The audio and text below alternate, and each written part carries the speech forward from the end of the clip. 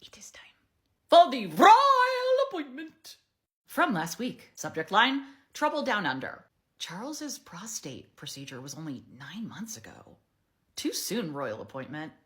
Too soon. This is from the beginning of Charles and Camilla's tour of Australia, but there's a reason that we're going to look at. First, the headline. As is becoming the pattern with royal tours, controversy never seems far away. It makes it sound like controversy just happens to them. Not that they perhaps play a part in it with outdated ideas of how these tours should go. Increasingly in Commonwealth countries that are starting to have real serious conversations about what their future should look like, their government, slave reparations. One of the biggest blunders over the past couple of years have been the lack of foresight, of preparation, of considering optics when, for example, Kate and William did their colonial cosplay, or seemingly unprepared for conversations with leaders about topics that they care about, like independence.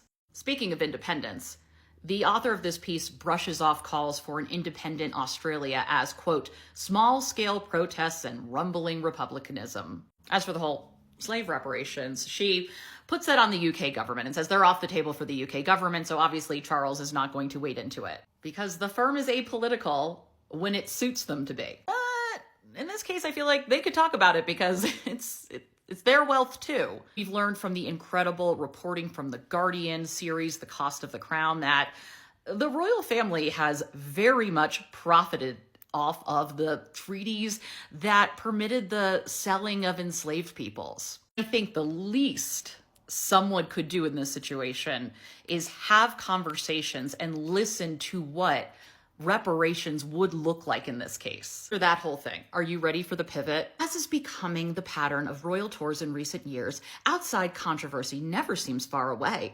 However, there is also plenty of fun to be had. Australia has been home to some of the most enjoyable and spectacular royal tours of our times. It's giving, we're all gonna have fun! Then I thought a little bit more about royal tours.